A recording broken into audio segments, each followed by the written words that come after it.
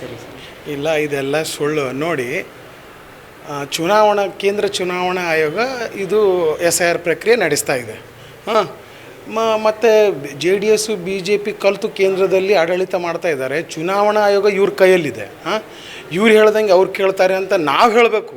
ಅದನ್ನು ಬಿಟ್ಬಿಟ್ಟು ನಾವು 7 ಕೋಟಿ ಕರ್ನಾಟಕ ರಾಜ್ಯದ ಜನತೆಯನ್ನು ಅವರ ಮತದಾನದ ಹಕ್ಕು ಉಳಿಸ್ಬೇಕು ಅಂತ ನಮ್ಮ ಮುಖ್ಯಮಂತ್ರಿಗಳು DK ಶಿವಕುಮಾರ್ ಮತ್ತು ಕಾಂಗ್ರೆಸ್ ಅಧ್ಯಕ್ಷರು ಎಲ್ಲರೂ ಕೂಡಿ, ಉಸ್ತುವಾರಿ ಮಂತ್ರಿಗಳು ಎಲ್ಲರೂ ಕೂಡಿ ನಾವೇನಪ್ಪ ಅಂತಂದ್ರೆ ಮತದಾರರಿಗೆ ಹೆಲ್ಪ್ ಮಾಡ್ತಾ ಇದ್ದೀವಿ. ಅದರಲ್ಲಿ ಏನಿಲ್ಲ. ಆಮೇಲೆ ಇದು ಕುಂಟು ನೆಪ ತೊಗೊಂಡು ಸುಮ್ಮನೆ ಕಾಂಗ್ರೆಸ್ದವ್ರು ಕೆಲಸ ಮಾಡ್ತಾ ಇದ್ದಾರೆ ಅಂತ ಕುಂಟು ನೆಪ ಏನಪ್ಪ ಅಂದ್ರೆ BJP JDS ಹೇಳೋದು ಬಿಡಬೇಕು. ಆಮೇಲೆ ಇದು SIR ಪ್ರಕ್ರಿಯೆ ಅಷ್ಟು ಸರಳ ಅಲ್ಲ. ಆಮೇಲೆ BL ಅವ್ರಿಗೆ ಎಷ್ಟು ಕೆಲಸ ಇದೆ ಅಂತಂದರೆ ಅವರಿಗೆ ಬಹಳಷ್ಟು ಸಾಕಷ್ಟು ಕೆಲಸ ಇದೆ. ಇದು ವೆರಿ ಟಫ್ ಕೆಲಸ ಇದು. ಅದನ್ನು ಸಪೋರ್ಟ್ ಮಾಡಬೇಕು. ಎಲ್ಲ ಪಕ್ಷದವ್ರು ಏನು ಮಾಡಬೇಕು, BLOಗಳಿಗೆ 7 ಕೋಟಿ ಕರ್ನಾಟಕ ರಾಜ್ಯದ ಮತದಾರರನ್ನು ಉಳಿಸ್ಬೇಕು. ಫಸ್ಟು ನಾವು ನಮ್ಮ ಮತದಾರರನ್ನು ಉಳಿಸ್ಬೇಕು. ಆಮೇಲೆ ನಾವು ಒಬ್ಬರೊಬ್ಬರು ಕೆಸರಚಾಟ ಮಾಡಬೇಕು. ಇದೇನಪ್ಪ ಅಂತಂದ್ರೆ JDS BJPಯ ದ್ವಂದ್ವ ನೀತಿ ಎದ್ದು ಕಾಣಿಸ್ತಾ ಇದೆ. ಇಲ್ಲಿ ನೋಡಿ, SIR ಈಗಲ್ಲ, ಮುಂಚೆನೂ ನಡೆದಿತ್ತು.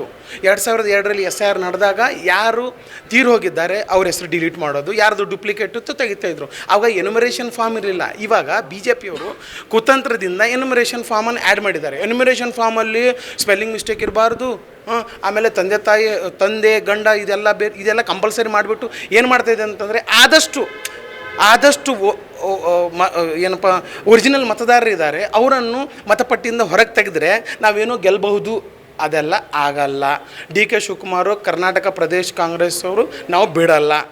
ಒಬ್ಬರು ಮತದಾರರಿಗೆ ಸ್ಪೆಲ್ಲಿಂಗ್ ಮಿಸ್ಟೇಕ್ ಇದೆ, ನಿಮ್ಮದು 2000ದಲ್ಲಿ ಹೆಸರಿಲ್ಲ, 2000ದಲ್ಲಿ ಇಲ್ಲ ಅಂದರೆ 2003ರಲ್ಲಿ ನನ್ನ ಹೆಸರು ಬಂದಿದೆ, ಅವಾಗೇನು ಮಾಡಬೇಕು? ಅದಕ್ಕೋಸ್ಕರ ಕಾಂಗ್ರೆಸ್ನವ್ರು ಏನು ಮಾಡಿದ್ದಾರೆ, DK ಶಿವಕುಮಾರ್ ಅವ್ರು ಏನು ಮಾಡಿದ್ದಾರೆ ಅಂದರೆ ಶಾಶ್ವತ ವಾಸಸ್ಥಳ ಪ್ರಮಾಣ ಪತ್ರ ಕೊಡ್ತೀವಿ ಅಂತ ನೋಟಿಫಿಕೇಷನ್ ಜಾರಿ ಮಾಡಿದ್ದಾರೆ. ಇದರ ಅರ್ಥ ಏನು? ನಮ್ಮ ಮತದಾರ ನಮ್ಮ ಜಿಲ್ಲೆಯಲ್ಲಿ, ನಮ್ಮ ತಾಲೂಕಲ್ಲಿ, ನಮ್ಮ ಹಳ್ಳಿಯಲ್ಲಿ ನಮ್ಮ ಮತದಾರ ಯಾರು ಅಂತ ನಮಗೆ ಗೊತ್ತು ತಾನೇ. ಅಮಿತ್ ಶಾಗೇನು ಗೊತ್ತು, ಮೋದಿಗೇನು ಗೊತ್ತು, ಈ ಎಲೆಕ್ಷನ್ ಕಮಿಷನರ್ ಅವ್ನಿಗೆ ಏನು ಗೊತ್ತು? ಅದಕ್ಕೋಸ್ಕರ DK ಶಿವಕುಮಾರ್ ಏನು ಮಾಡ್ತಾ ಇದ್ದಾರೆ, ಪ್ರತಿಯೊಬ್ಬ ಮತದಾರನಿಗೂ ಏನಪ್ಪ ಅನ್ಯಾಯ ಆಗಬಾರ್ದು. ಈ ಕರ್ನಾಟಕ ರಾಜ್ಯದ 7 ಕೋಟಿ ಮತದಾರನ ಉಳಿಸ್ಬೇಕು, ಒಬ್ಬೊಬ್ಬರಿಗೂ ಉಳಿಸ್ಬೇಕು. ಸತ್ತೋಗಿದ್ದಾರೆ ಪರವಾಗಿಲ್ಲ, ಡಿಲೀಟ್ ಮಾಡಿ. ಯಾರಾದರೂ ಕರ್ನಾಟಕದಿಂದ ಮಹಾರಾಷ್ಟ್ರಕ್ಕೆ ಹೋಗಿದ್ದಾರೆ, ಹೋಗಲಿ ಬಿಡಿ. ಆಂಧ್ರದಿಂದ ಕರ್ನಾಟಕ ಬಂದಿದ್ದಾರೆ ಅಂದರೆ ಅವರು 20 ವರ್ಷದಿಂದ ಇದ್ದಾರಲ್ಲ.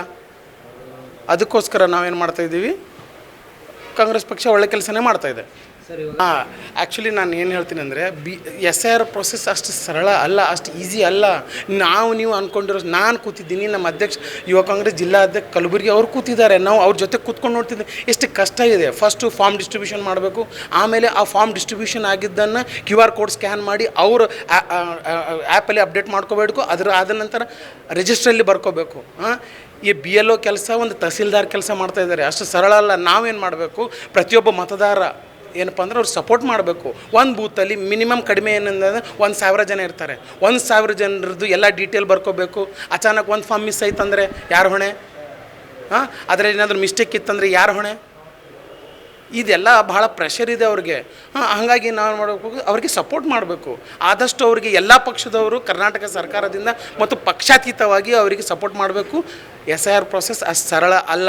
ನಾವು ತಿಳ್ಕೊಂಡಿದ್ದೀವಿ ಹೊರಗಡೆ ಕೂತ್ಕೊಂಡು ಅಷ್ಟು ಈಸಿ ಅಂತ. ಅಷ್ಟು ಈಸಿ ಅಲ್ಲ. ನಾನು ಹೇಳಿದೆ, it is A very tough job and it needs very much time.